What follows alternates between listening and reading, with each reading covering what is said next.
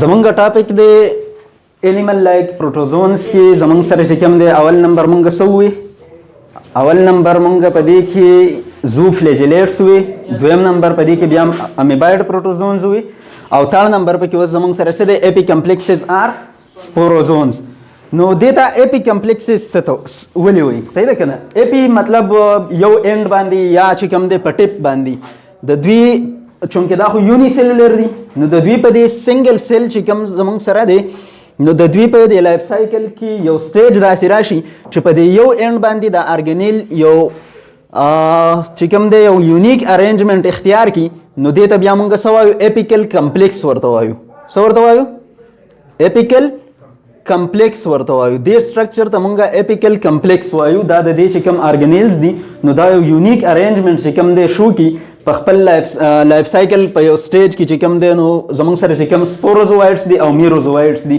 نو په دې کې اپیکل کمپلیکس جوړ شي په دې وجه باندې د انیملز ته مونږ څه وایو اپی کمپلیکسز ورته وایو اوس سپوروزونز ورته مونږ ولې وایو ځکه چې دا په خپل دغه لایف سایکل کې سپورز چې کوم دی جوړوي زمونږ سره سپوروزوایډس وغیره صحیح ده نو په دې وجه باندې ورته سپورو مینس سپور او زونز مینس انیملز صحیح ده نو مطلب دا هغه انیملز دي چې دوی په خپل لایف سایکل کې سپورز چې کوم دی نو څه کوي جوړوي ښه اوس اپی کمپلیکسز آر سپوروزون زمونږ سره سپور فارمینګ پیراسایټس دي څنګه چې مونږ ووایو چې دا سپورز جوړوي صحیح ده او دا موستلی چې کوم دی پیراسټایز کیږي او انیملز او هیومنز کې چې کوم دی بیماری کاز کوي په دې وجه باندې دې ته مونږ څه وایو پیراسایټ ورته وایو اوس اپی کمپلیکسز چې کوم دی دا ورته د اپیکل کمپلیکس په وجه باندې وایو دا یو یونیک ارینجمنټ دی د چا د دې چې کوم ارګنیلز دي د هغې صحیح ده ښه بیسټ نون اپی کمپلیکس چې کوم زمونږ سره دی په اپی کمپلیکسز کې نو هغه زمونږ سره پلازموډیم دی اوس پلازموډیم څه سیز دی نو دا زمونږ سره څنګه چې مونږ ووایو اپی کمپلیکسز کې راځي زمونږ سره یو انیمل لایک پروټیست دی یونی سیلولر دی صحیح ده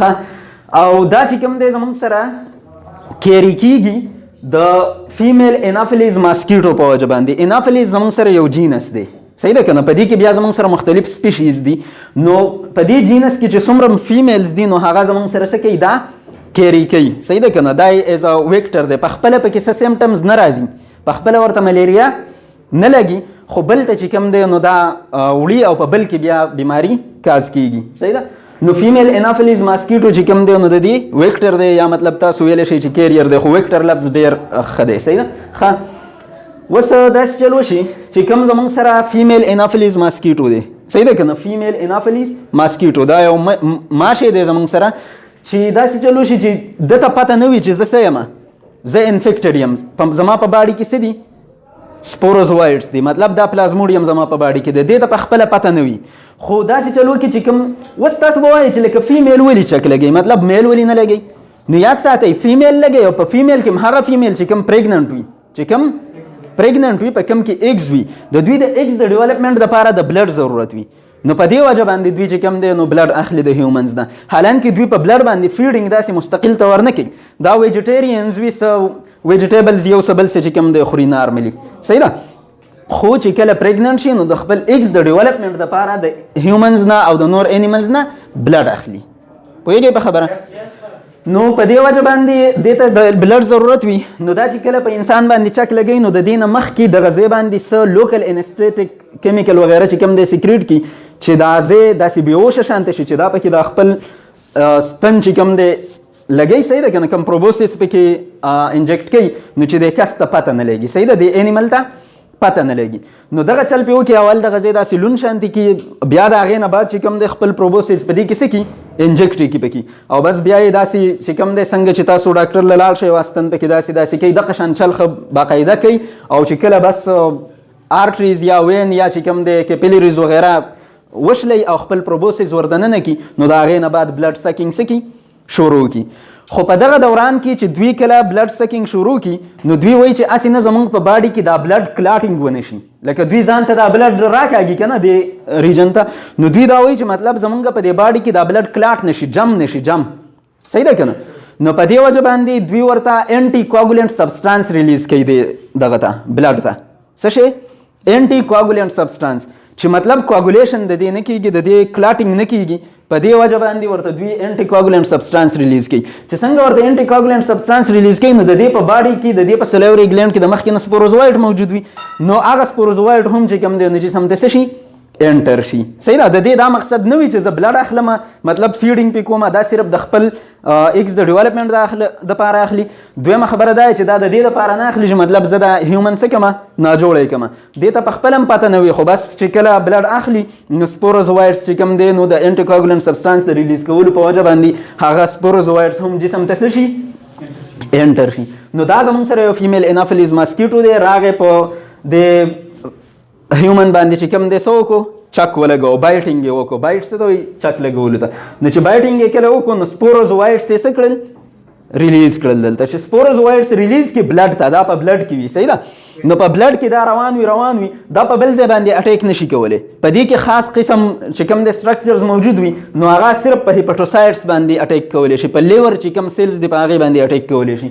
نو دا راشي سپوروزوایډس او د لیور چې کوم سیلز دي د هغې سره څه وکړي، هغې باندې اټیک وکړي او هغه پینیټریټ کړي. داسې دا اپیکل کمپلیکس پکې جوړېږي هم د دې دپاره چې دا د پینیټریشن دپاره بیا استعمالیږي. صحیح ده که نه؟ د سیل د شلولو دپاره. نو دا وشله یو دې ته چې کوم دی انټر شي هیپاټوسایټ ته. په دې کې بیا زموږ سره چې کوم دی ایسیکشوال ریپروډکشن چې کوم دی وشي او د هغې په وجه باندې په دې کې زموږ سره چې کوم دی دا نمبر انکریز شي او دا سپوروزوایډ پکې میروزوایډس ته چینج شي. څه ته چینج شي؟ میروزوایډس ته. او دغه سیل چې کوم دی بیا زموږ سره څه شي د ډېر زیاتوالي په وجه باندې رپچر شي. چې رپچر شي نو میروزوایډس د دې نه څه شي ریلیز شي. چې میروزوایډس ریلیز شي بلډ ته نو بیا دغه میروزوایډس اوس په ریډ بلډ سیلز باندې اټیک کولی شي. نو بیا دغه په ریډ بلډ سیلز باندې اټیک وکړي، په آر بي سیز باندې. صحیح ده. په آر بي سیز باندې چې کله اټیک وکړي نو د هغې نه بعد بیا لکه دا زموږ سره میروزوایډ دی، دا آر بي سی دی، ریډ بلډ سیل دی، او دا ورته څه شو انټر شو ورته. بیا څه ټایم پس چې کوم دی نو دا پروفوزوایډ ته چینج شي. دا یو فیډینګ سټیج وي د دوی فیډینګ کوي او گروث کوي. فیډینګ په چا باندې کوي؟ په ریډ بلډ سیلز کې چې کوم هیموګلوبین وي. صحیح ده. په هغې باندې فیډینګ کوي. نو چې ټروفوزوایډ کله زموږ سره بیا فردر سټیج تیریږي نو دا زموږ سره خپل ریپلیکیشن پکې وکړي چې خپل ایسیکشوال ریپروډکشن بیا وکړي او نور میروزوایډس څه کړي ریلیز کړي، او دغه میروزوایډس بیا ځي او بیا په آر بي سیز باندې اټیک کوي. نو په دې طریقه باندې زمونږ په جسم کې آر بي سیز ټایم په ټایم باندې څه کېږي؟ سپلیټ کېږي، شلیږي، او زمونږ په جسم کې د آر بي سیز مقدار کمیږي.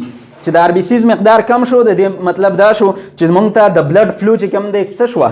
کمه شوه. مطلب آر بي سیز څه کیری کوي؟ اکسیجن کیری کوي. نو چې اکسیجن کیری کوي اکسیجن به نه ځي. بیا چې اکسیجن نه ځي هغه ځای ته ریسپایریشن به نه کېږي. چې ریسپایریشن نه کېږي موږ ته به انرژي نه میلاویږي. چې انرژي نه میلاویږي بس موږ به چې کوم دی ګډ وډ یو. صحیح ده که نه؟ ستړي به یو، فټیک به یو، څه بل څه.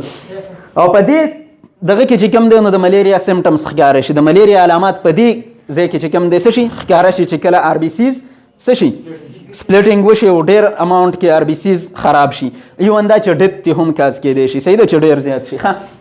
اوس د ملیریا چې کوم سمټمز دي نو چیلز اینډ فیور. چیلز مطلب هغه لچ چې په ملیریا کې په انسان باندې راشي هغې ته څه وایي؟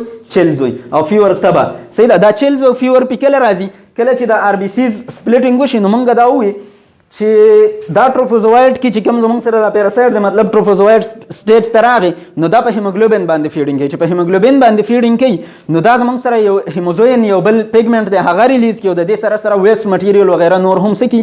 ریلیز کوي. نو چې هغه ریلیز کوي نو د دې په وجه باندې بیا زموږ سره چیلز او فیور چې کوم دی شروع شي. او دې نه علاوه نازیه مطلب زړه خرابېدل، ومیټینګ، الټۍ کول او هیډیک چې کوم دی د سر درد. نو دا د ملیریا علامات دي. دا څه شي بیا شروع شي. خو څه چې کوم ریډ بلډ سیلز دي نو هغه د ټروپوزوایډ ته تللو په ځای باندې ګمیټوسایډس ته چینج شي. میل ګمیټوسایډس او فیمیل ګمیټوسایډس دې ته چینج شي. اوس دا میل ګمیټوسایډس او فیمیل ګمیټوسایډس په دې هیومن کې د څه ټایم پورې وي ګرځي راګرځي، خو چې دوی ته یو خاص ټمپریچر یو خاص انوایرمنټ نه وي میلاو شوی نو دا دواړه زموږ سره ګمیټس ته نشي چینج کېدلی او د یو بل سره نشي میلاوېدلی. نو دا ایسته په دې ځای کې بیا ختمیږي څه ټایم پس. صحیح ده.